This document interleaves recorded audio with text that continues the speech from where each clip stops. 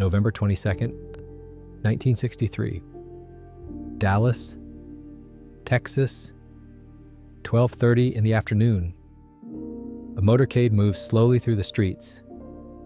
Thousands of people line the road, waving, smiling, reaching out, and then silence. A moment that stopped the entire world. Within 2 hours, a man was in custody. Within 48 hours, that man was gone too. Within 10 months, the official investigation was closed. Case sealed. But here is what that investigation never explained. More than 2,000 witnesses were present that day. Their accounts did not match. The medical evidence did not match. And the files from that investigation remained sealed for 50 years. 50 years. Ask yourself, what takes 50 years to declassify? What is so sensitive, so dangerous, so inconvenient that it cannot be shown to the public for half a century? His name was John Fitzgerald Kennedy, the 35th President of the United States. And what happened on that street in Dallas remains the most disputed moment in modern history. Stay with us, because the truth is far more complex than anything you were ever told. Before we examine what happened that afternoon, we need to understand who John Kennedy really was.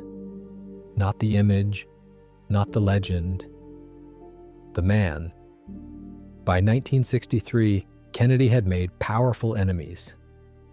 He had stood against the CIA following a failed military operation in Cuba that left the agency deeply humiliated. He had begun quiet negotiations toward ending the conflict in Vietnam against the wishes of the military establishment. He had signed an executive order that threatened the financial interests of some of the most powerful institutions in the country. And he had spoken openly about dismantling the culture of secrecy that had grown inside American intelligence agencies. In his own words, delivered in a speech just months before that November afternoon, he spoke of a monolithic and ruthless conspiracy that relies primarily on covert means. He was describing something real, something he had seen from the inside. And the people he was describing were listening. November 22nd, 1963. The route through Dallas had been published in the local newspaper 2 days earlier. Every turn, every street, every moment when the motorcade would slow down, published openly for anyone to read. The motorcade moved through Dealey Plaza at approximately 12:30 in the afternoon. Witnesses lined both sides of the road. And then, the moment everything changed. Now here is where the official account begins to fracture. The Warren Commission, the body appointed to investigate, concluded that a single individual acting entirely alone was responsible for what happened that day. One person, one location, acting alone. But consider what the witnesses actually reported. 52 of the people present that afternoon, more than half of those who gave formal statements, described hearing sounds from more than one direction.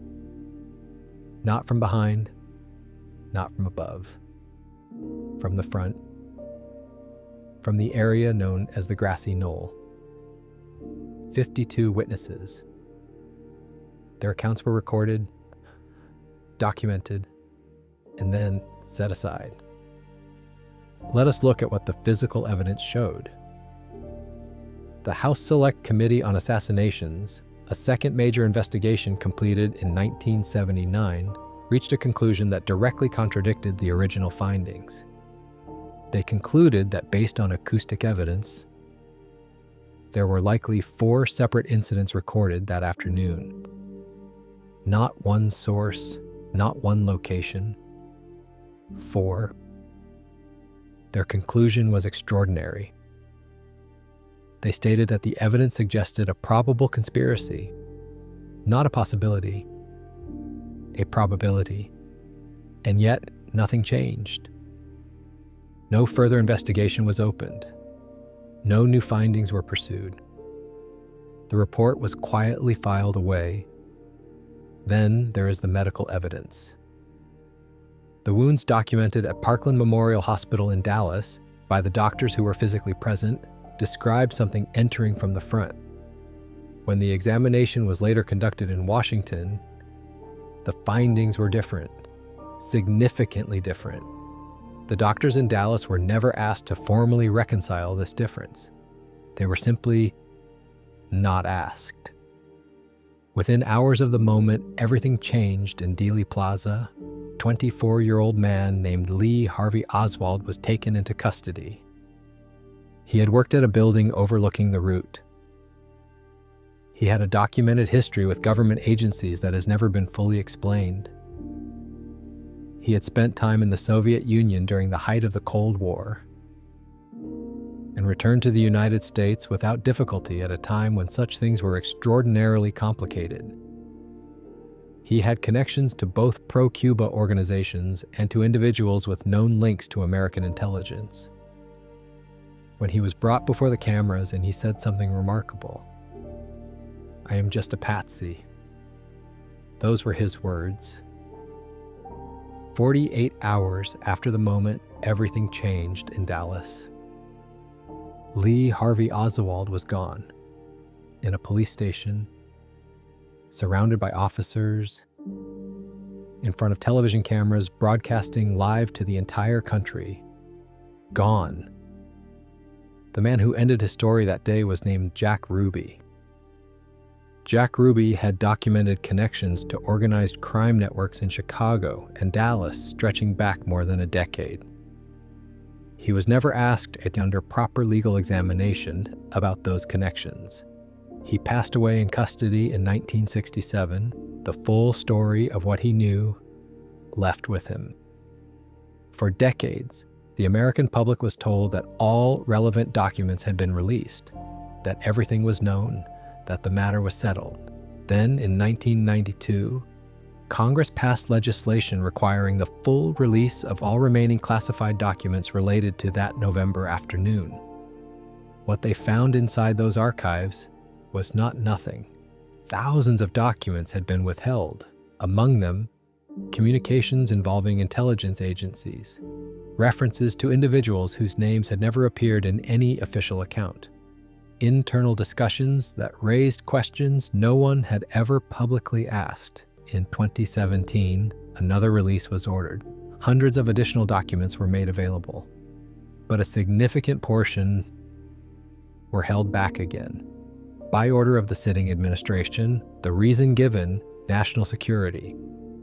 In 2023, another deadline passed.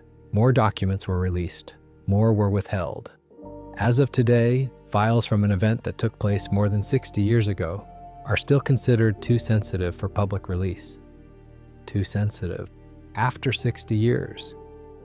What is in those final pages? What name appears in those remaining documents that cannot be seen? We do not know. John Fitzgerald Kennedy rests at Arlington National Cemetery in Washington. An eternal flame burns at his memorial, day and night, through every season, every year. Millions of people visit. They stand in silence, and they wonder, because the questions have never gone away. More than 1,000 books have been written about that November afternoon, more than any other single event in American history. More investigations, more witnesses, more documents, more theories. And still, no final answer that satisfies everything the evidence shows. The Warren Commission said, one person acting alone. The House Select Committee said, probable conspiracy. 2 official government investigations, 2 different conclusions. Both remain on the record. Neither has been resolved. Somewhere in the files that remain sealed, there may be an answer, or there may be only more questions. But one thing is certain. The people who knew exactly what happened on that street in Dallas on November 22nd made very sure that the rest of the world would spend the next 60 years still asking. The truth about that afternoon exists somewhere. It always has. And the truth, no matter how carefully it is guarded, no matter how many decades pass, has a way of finding the light, always.